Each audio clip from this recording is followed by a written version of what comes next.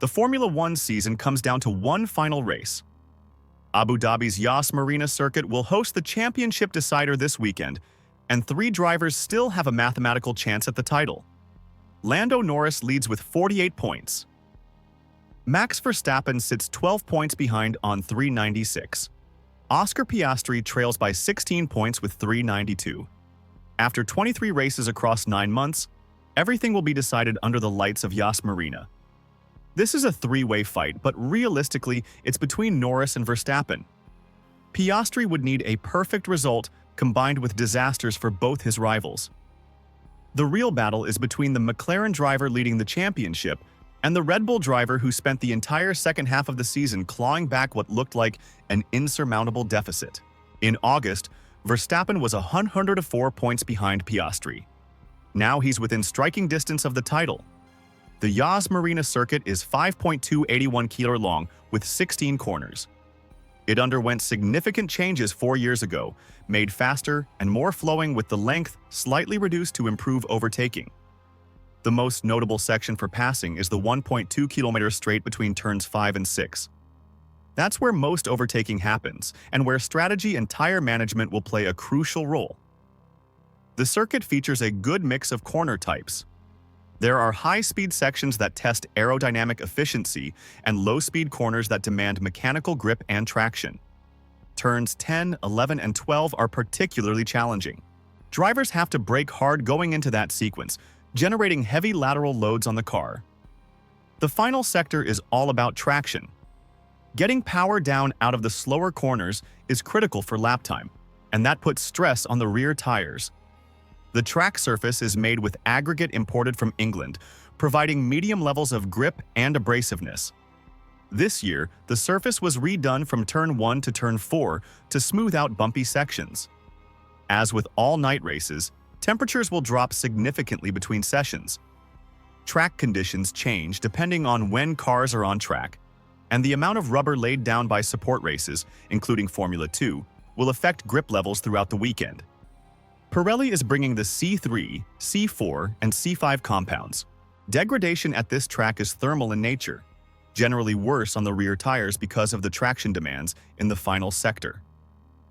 Last year, 19 drivers started on the medium compound, with only Lewis Hamilton choosing the hard. The one-stop strategy was the quickest, using the hard for the second stint. Only Fernando Alonso, among the top 10 finishers, pitted twice. That suggests we'll see a similar approach this year. Most drivers will likely start on the medium, run a long first stint, and switch to the hard to finish the race. But strategy can make or break a race. As McLaren learned painfully in Qatar, they were the only team not to pit under a safety car, and it cost them a win. Red Bull made the call instantly and put Verstappen in position to win. That difference in decision-making could be crucial in Abu Dhabi if there's another safety car or unexpected situation. So, which team has the advantage? McLaren has the fastest car. They've dominated the Constructors' Championship all season, clinching the title in Singapore with 6 races still to go. They finished with 800 points. Both Norris and Piastri have 7 wins each this season. The car has been consistently quick at traditional circuits and high downforce tracks. Abu Dhabi fits that profile, but McLaren has shown vulnerability under pressure. The disqualification in Las Vegas cost them 30 points. The strategy error in Qatar handed Verstappen a win he shouldn't have had.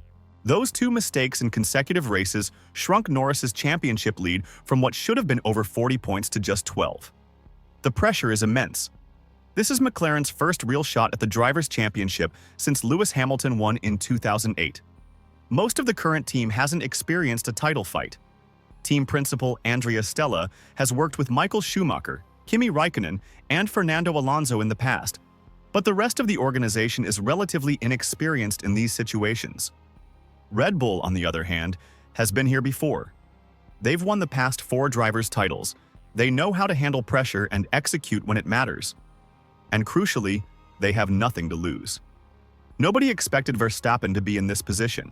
He was 104 points behind in August, but Red Bull made tweaks to their car for the Italian Grand Prix at the beginning of September, and Verstappen went on a run of 3 wins and a second place in 4 races. Verstappen has scored 92% of Red Bull's points this season.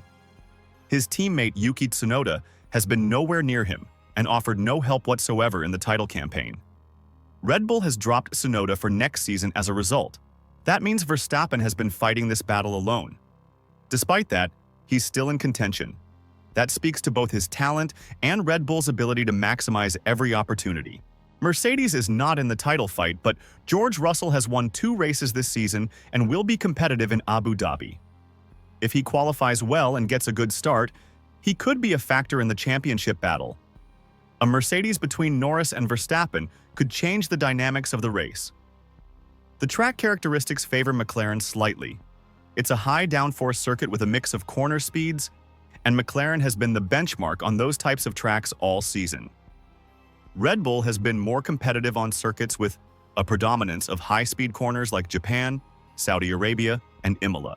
Abu Dhabi isn't quite that type of track, but Red Bull has shown they can win anywhere when everything comes together, and Verstappen is at his best when the pressure is on. Norris won last year's Abu Dhabi Grand Prix. He knows the track and knows how to win here, but he also knows that anything less than a podium finish puts him at serious risk of losing the championship. If Verstappen wins and Norris finishes 4th or lower, Verstappen takes the title. That's a narrow margin. One mistake, one mechanical issue, one bad pit stop, and the championship could slip away. The temperature factor adds another variable. As a night race, the track will be cooler in the final sessions compared to practice. That affects tire behavior and car balance. Teams will need to adapt their setups accordingly. McLaren has struggled with that at times this season, particularly in Las Vegas, where they couldn't get the tires to work properly. Red Bull has generally been better at adapting to changing conditions. The tire stress will be highest in the final sector and through the high-speed sections.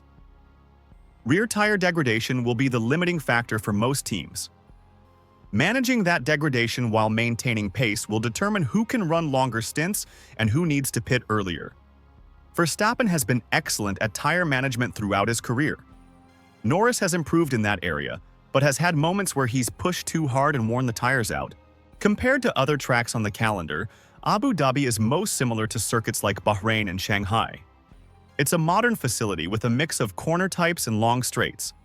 It's not as demanding on tires as Qatar or Singapore, but it's not as easy as some of the European tracks either. It sits somewhere in the middle, which means teams can't rely on one specific strength. McLaren has the car, Red Bull has the experience and the driver. The championship will come down to who executes better over one race weekend. Can McLaren avoid the mistakes that have cost them in recent races? Can Verstappen find the extra performance to overcome a car deficit? Can Norris handle the pressure of leading a championship fight for the first time? The answers will come this weekend under the lights of Yas Marina. After 9 months and 23 races, the 2025 Formula One World Championship will be decided. One driver will achieve their dream. 2 others will be left wondering what might have been. There's no room for error. There's no second chance. Everything comes down to one final race. What do you think will happen in Abu Dhabi? Can Norris hold on to win his first championship, or will Verstappen complete one of the greatest comebacks in Formula One history? Share your predictions in the comments.